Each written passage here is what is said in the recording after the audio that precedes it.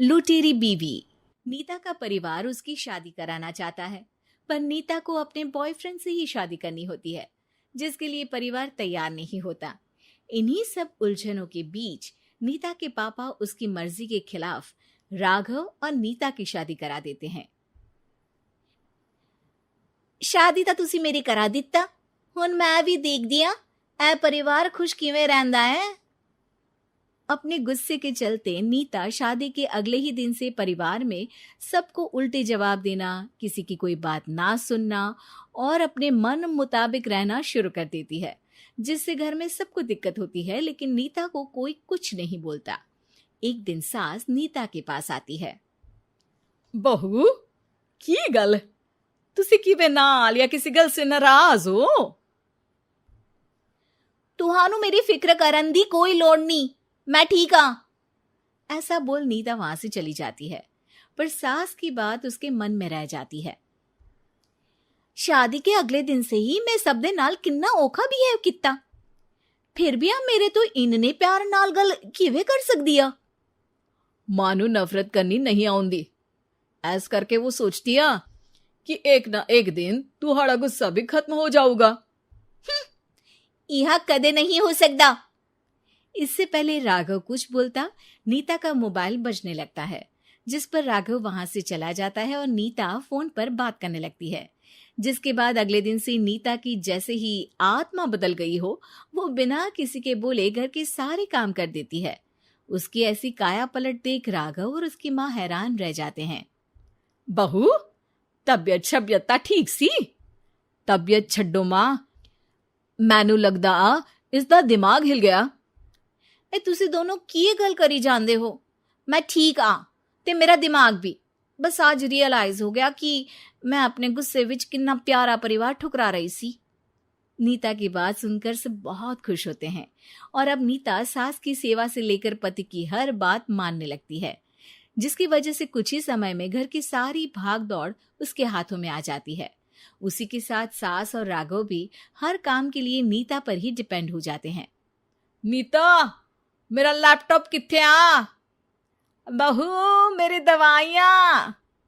अब नीता अच्छी पत्नी और सर्वगुण संपन्न बहू बन गई होती है और इसी तरह विश्वास जीतते हुए एक दिन तिजोरी की चाबियां भी उसके हाथ में आ जाती है। ऐ हुई ना गल, हुन आएगा जिंदगी विच स्वाद।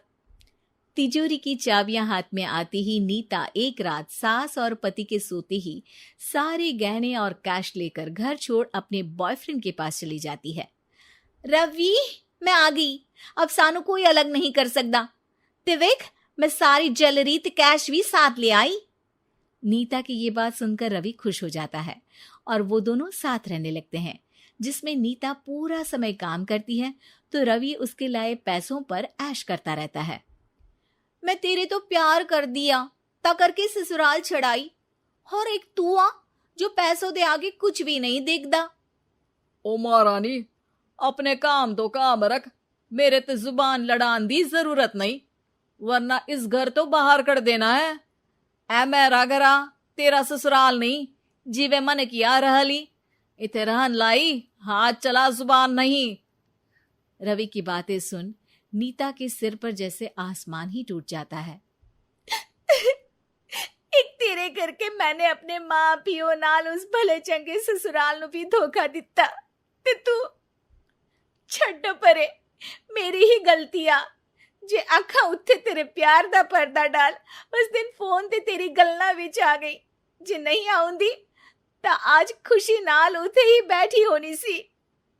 ए भाषण उन्ना दियो जिससे इसका फर्क पड़े, मेरे कॉल नौटंकी नहीं। रवि वहां से चला जाता है और नीता रोती पछताती वहीं बैठ जाती है। हाय रब्बा, ए मैं की कर दिता, उस घर विच भी वापस नहीं जा सकती। एक ता घर छोड़ा, नाल चोरी भी की, कोई मेहणु माफ नहीं करूंगा।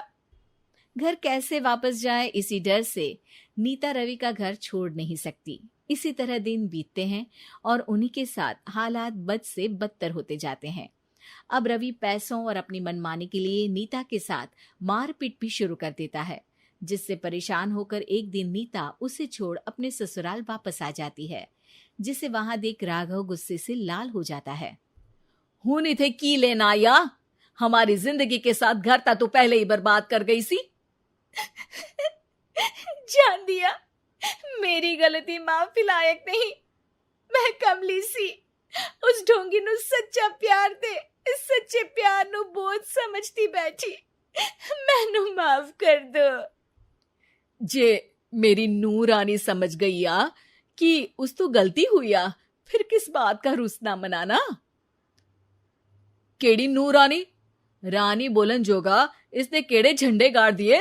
मां याद कर, तेरे घर विच चोरी कर बहू ते पत्नी सब रिश्ते तोड़ भाग गई सी। और फिर की मानता रहिया, गलती हो गई सी। एक गलती ता रब भी माफ कर देता ते तू और मैं ता सिर्फ इंसान ही आ। माफ कर दे, मैं बोल रही आ ये दोबारा कदी कोई गलती नहीं करेगी। इसदा नहीं ता मेरा ही भरोसा कर ले। ठीक आ, जिवे तुहानू ठीक लगे, पर इसे बोल दे मेरे कोलो कोई उम्मीद ना रखे। तुसी जीवे कहोगे। अब सास हर रोज राघव को मनाने की कोई ना कोई नई तिकड़म बताकर नीता को उसके पास भेजती रहती है, जिससे कुछ समय बाद नीता का पछतावा और कोशिशें देखकर राघव भी उसे माफ कर देता है।